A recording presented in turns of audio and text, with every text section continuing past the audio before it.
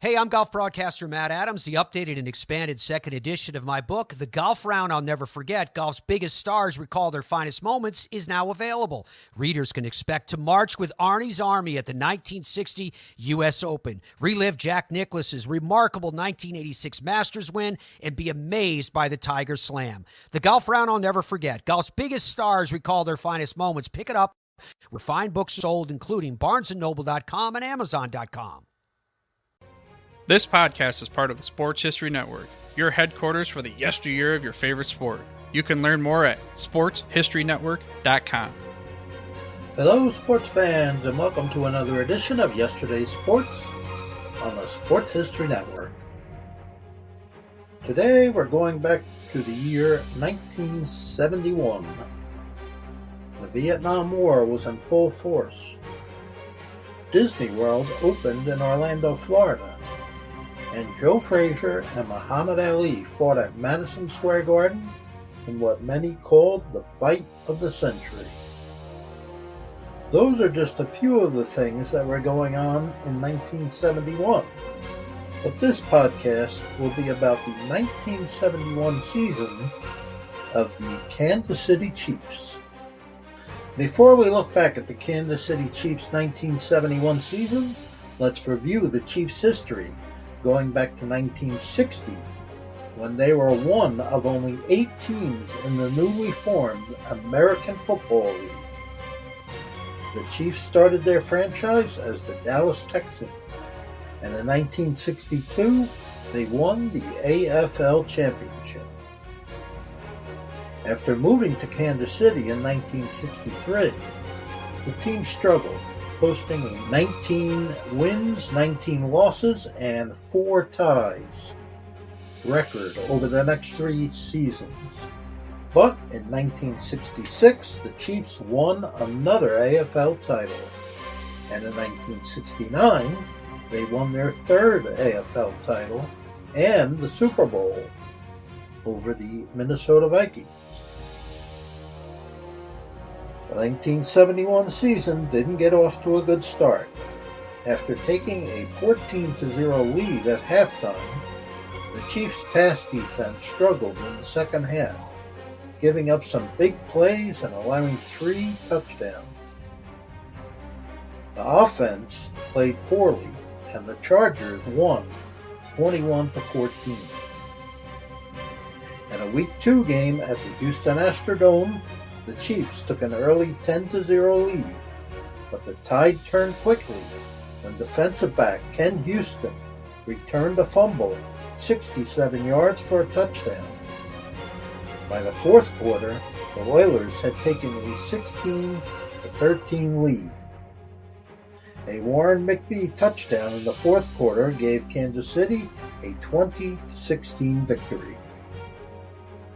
Quarterback Len Dawson played a solid game, completing 14 of 24 passes for 207 yards, while receiver Otis Taylor caught 6 passes for 97 yards. The Chiefs' defense gave up only 26 yards rushing. The Chiefs' offense did little in Week 3 against the Denver Broncos, gaining only 159 yards. But their defense allowed only a field goal. Defensive end Aaron Brown intercepted a pass and ran it 68 yards for a touchdown to top off a 16-3 victory for Kansas City. In Week 4, the Chiefs fell behind early to the Chargers 10-0 before scoring 31 unanswered points. Wendell Hayes gained 80 yards on only 11 carries, while Ed Podolak gained 72 yards on 14 carries, with 1 touchdown. Receiver Otis Taylor caught 6 passes for 97 yards and 1 touchdown. Defensively, the Chiefs held San Diego to just 179 total yards.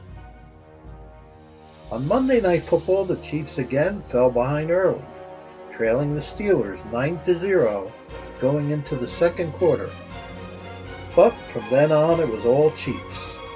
Cornerback Emmett Thomas put an exclamation point on the Chiefs' victory with a 32-yard interception return for a touchdown to make the final score KC 38, Pittsburgh 16. Neither team put together much of a running game, but Len Dawson and Otis Taylor lit up the Steelers' defense with an explosive passing attack. Dawson completed 14 of 26 passes for 290 yards, 3 touchdowns, and only 1 interception. Taylor caught 6 passes for 190 yards and scored 2 touchdowns. Their 4-1 record wasn't overly impressive considering they hadn't played a good team yet. But that would change in Week 6 when the 5-0 Washington Redskins came to town.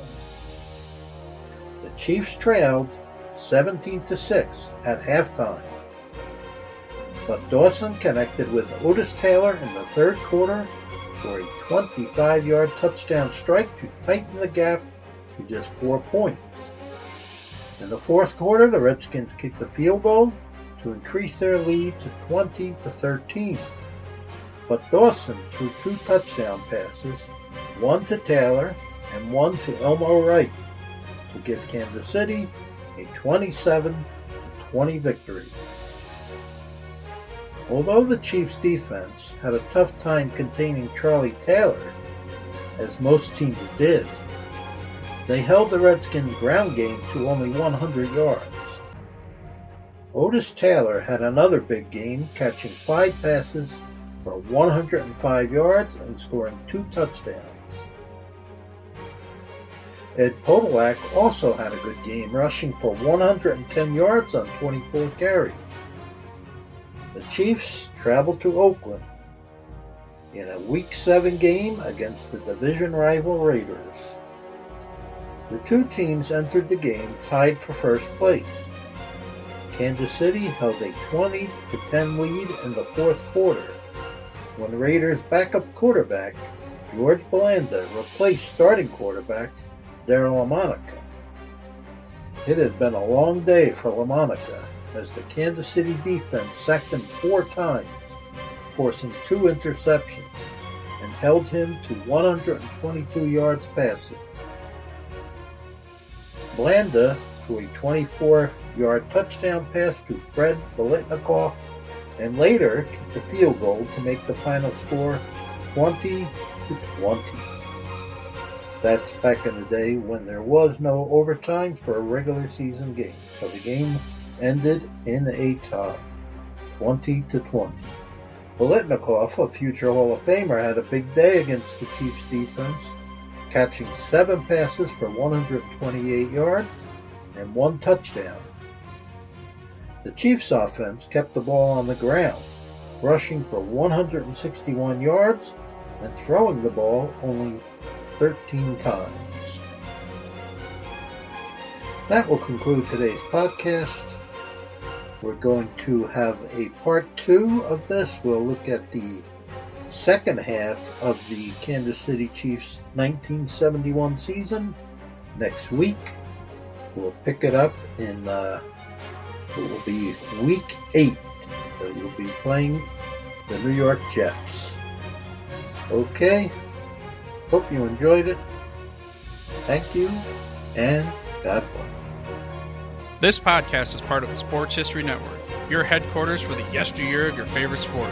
You can learn more at sportshistorynetwork.com. Hey there, sports history fan. This is Arnie Chapman, a.k.a. the Football History Dude, and I hope that you enjoyed this recent episode presented by the Sports History Network and were able to learn some good old-fashioned sports history knowledge nuggets. I started the Sports History Network back in 2020 with the mission to help podcasters find a community of like-minded sports history nerds, as well as helping aspiring podcasters to start their own shows. We have a little bit over 30 shows on the network right now covering all sorts of sports history, but as far as I'm concerned, we're just at the toothpick in the ocean moment, that can't even figure it out because there's so much more coming. We wanted to create the ultimate headquarters for sports yesteryear, starting with Podcast Network and our website, but we're going to continue to move into other mediums as well. And here's the cool part. because we want you to be part of our team. So if you're interested in starting your own podcast, or maybe being a guest on one of our shows, or who knows, maybe even writing an article for us over on the website, seriously, all you gotta do is reach out to us on the contact page over at sportshistorynetwork.com. You can be as technologically savvy as a Neanderthal tapping on a stone trying to figure out this whole hieroglyphics thing back in the day. Again, it doesn't matter, because even if you don't understand the whole podcast space, we have a production team that can pretty much help you out with doing everything. All you gotta do, head over to sportshistorynetwork.com, head to the contact page, fill it out. That message goes right to me, and I'll reach out to you as soon as I can. But for now, dude, I'm through if you're through.